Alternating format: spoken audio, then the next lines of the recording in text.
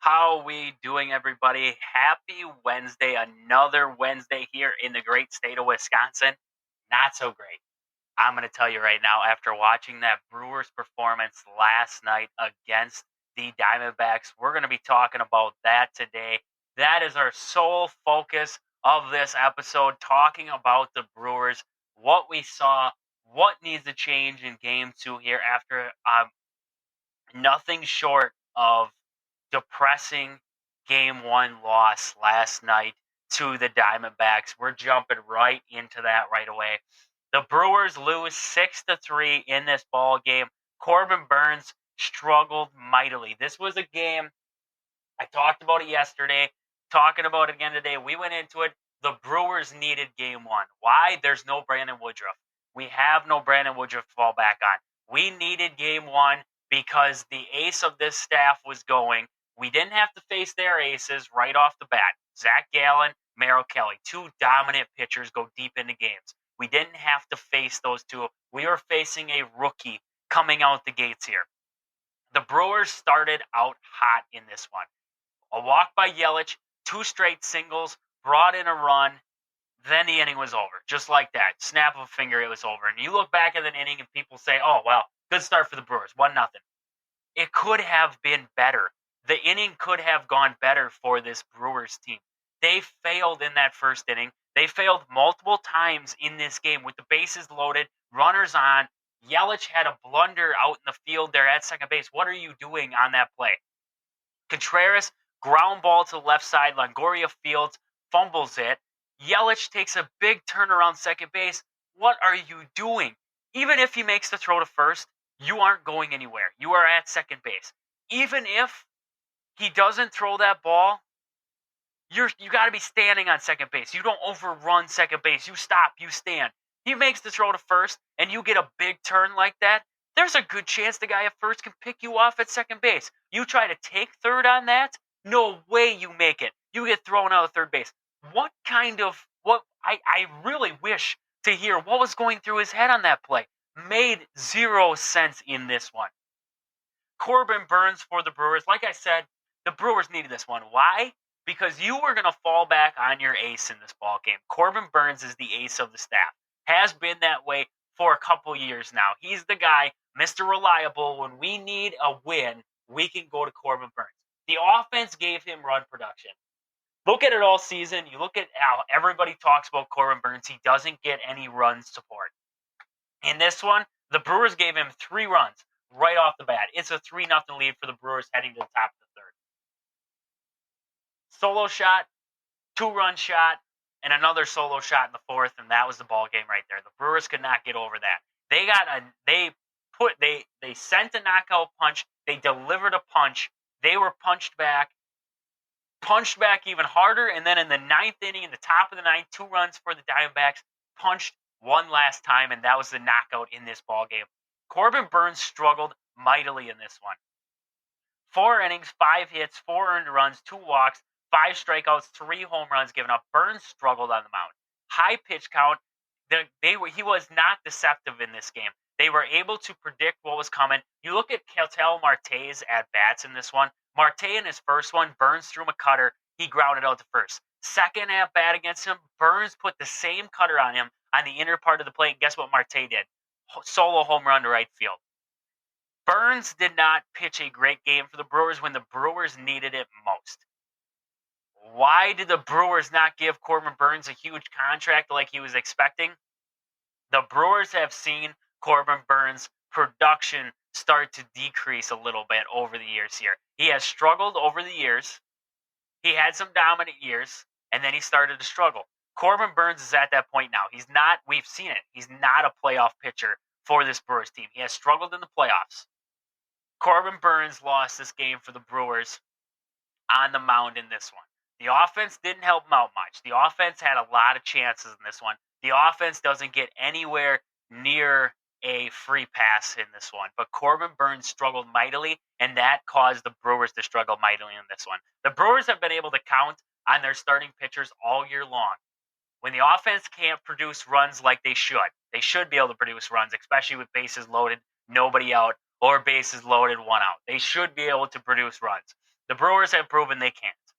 So what have the Brewers relied on all season long to get to a 90-plus win season? What have they relied on? The starting pitching and the bullpen to back them up. In this one, that didn't happen. The bullpen. Devin Williams in the ninth, 2 runs, 2 earned runs in his appearance, wasn't able to back up the Brewers in this game here. Burns was not able to back up the offense. The offense got hot right away. And I think you look at the game and you look at momentum swings. The Brewers had all the momentum in the world. And then all of a sudden, the Diamondbacks got the momentum, and then the Brewers had traffic on the base paths. I think it was right after the Diamondbacks tied it up or took the lead. I can't remember. It was after the Diamondbacks tied it up. Brewers had traffic on the base paths. And I was texting with buddies of mine, and I was saying, this is the ball game right here. The Brewers need to steal back the momentum in this game. Once you lose that momentum, it's a downhill slope. It's hard to get it back, especially in a playoff game. And the Brewers could not get it back. The bats could not do it for you in this ball game. There isn't. I ran out of words for it. I almost had to shut it off. I couldn't watch it anymore because of the struggle to produce runs. How many times the Brewers had second and third, or first and second and third, bases loaded, and why? Why? I looked at this. I actually walked out of the room. I was doing stuff around the house, out in the kitchen, and one of my buddy texted me, and he said something about Jesse Winker. Said something about Winker. Only Winker could make it worse. And I was like, oh yeah, whatever, blah blah. I thought he was just joking with me. I walk in the room. Jesse Winker's the pinch hitter. We bring in a pinch hitter in this ball game, and it's Jesse Winker.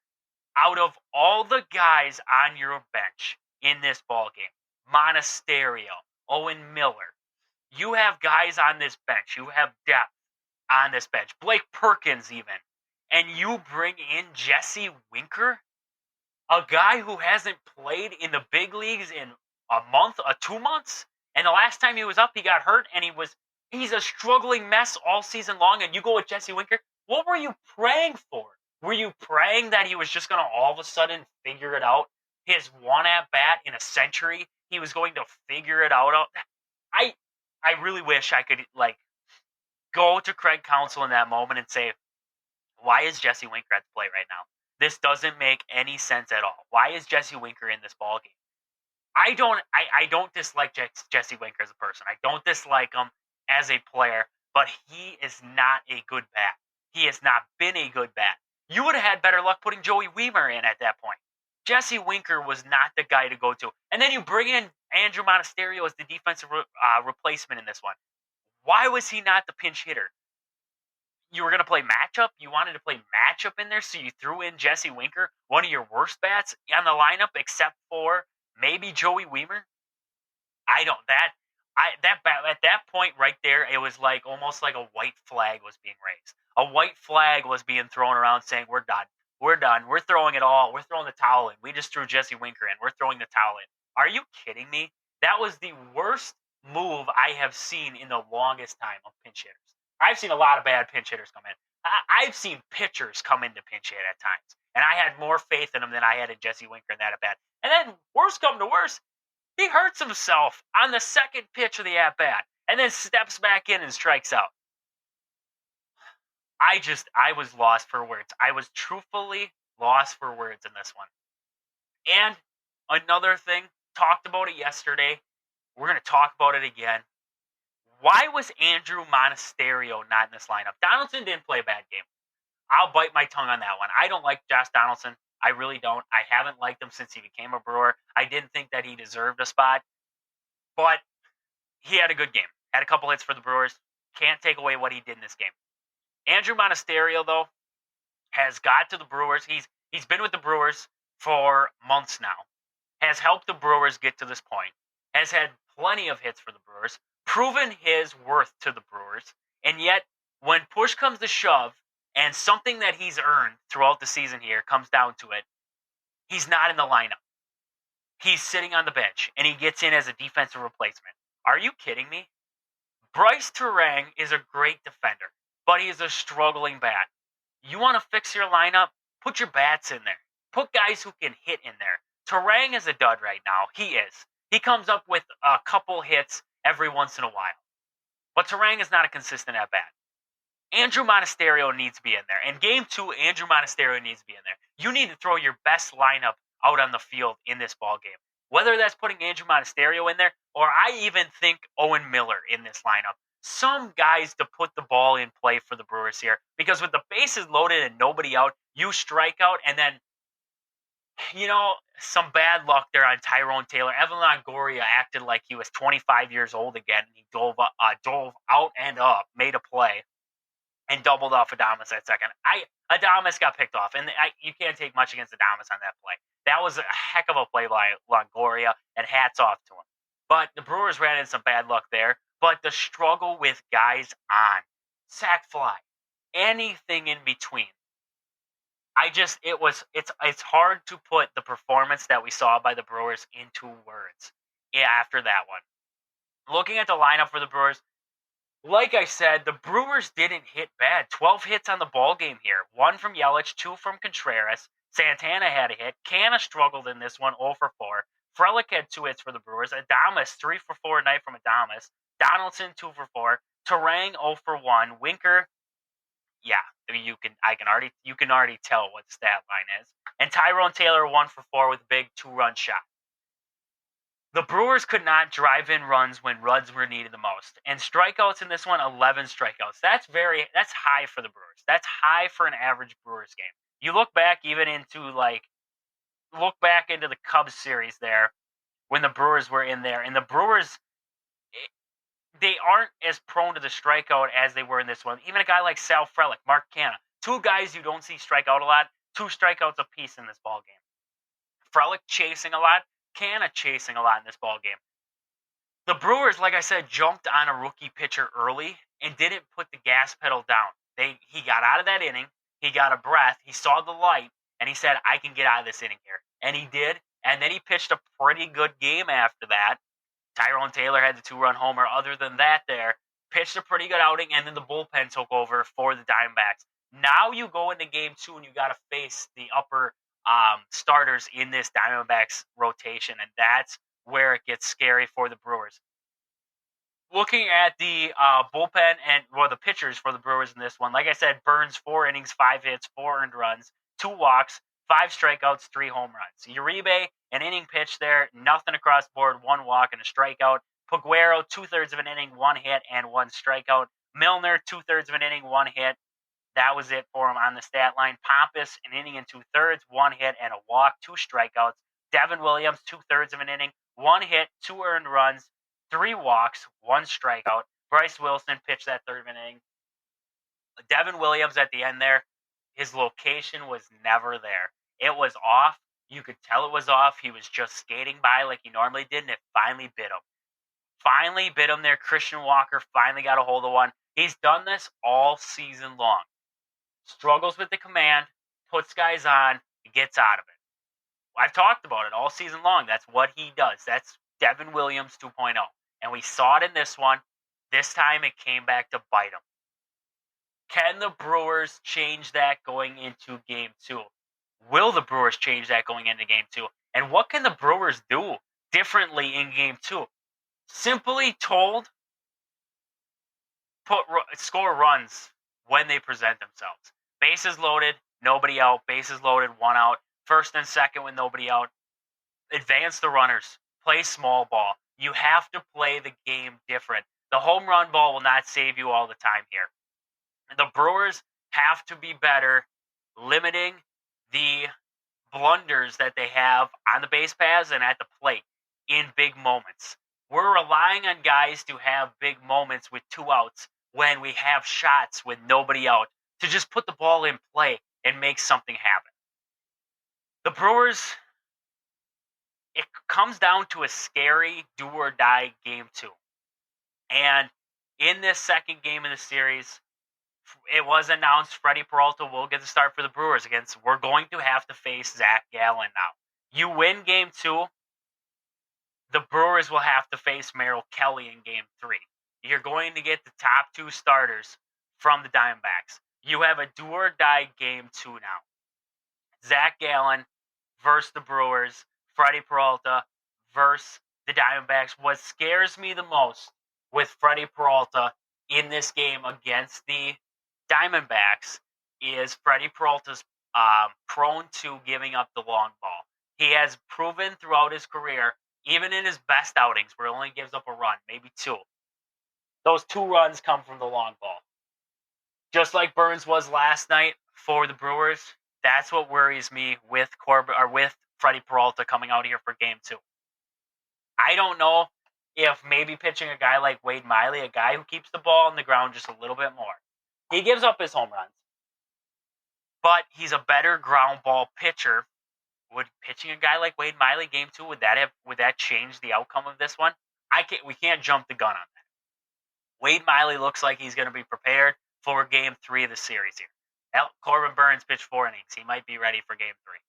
But Freddie Peralta is the game 2 starter. The keys to the game against Zach Gallen. Gallen he's an out machine. Proven it all season long for the Diamondbacks. Looking at his stats on the season, 17-9 with a 3.47 ERA and 220 strikeouts. He is a dominant arm for the Diamondbacks. Looking at his last 7 games, though, teams have gotten to him. 3-4, a 4.93 ERA, 44 hits, and 23 earned runs. 41 strikeouts in those starts. 42 innings pitched for him. Over the last 15, 6-6 with a 4.03. He's been struggling as of late for the Diamondbacks. Hopefully, that carries over in the playoffs. But that's going to depend on if the Brewers can take advantage of mistake pitches. Can the Brewers get hot against Zach Gallen in this series? Question mark on top of question mark going into game 2 here. A lot of things need to be answered by the Brewers here. Do they have the fight in them to force a game 3 in Milwaukee? That's what we're going to have to wait and see. That is about that. It's about all there is to it. The Brewers Diamondbacks series is going to lay on the back of the Brewers offense. Can the Brewers offense push across runs? We know they can hit. 12 hits last night. We know they can hit. Can we score runs? Can we take advantage of those bases loaded, nobody out situations? Or can the Diamondbacks continue to get out of those sticky situations unscathed? That's going to be the deciding factor in this game 2. Freddie Peralta going for the Brewers. Freddie Peralta is going to give you his A-plus stuff. We expect it out of Freddie. He's a big game pitcher. I expect the A-plus stuff out of Freddie. I think it's going to be a great pitching matchup here from the Diamondbacks and Brewers perspectives.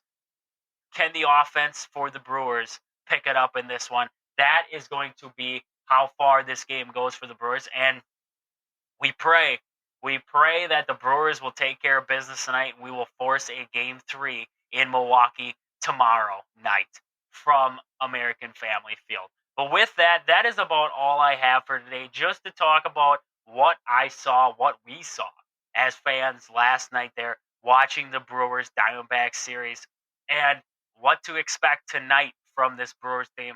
I expect a change from the Brewers here in game 2, if not to the lineup, maybe to the usage of players in the lineup, not giving so much leeway. Maybe we go with pinch hitters early on and try to find a boost.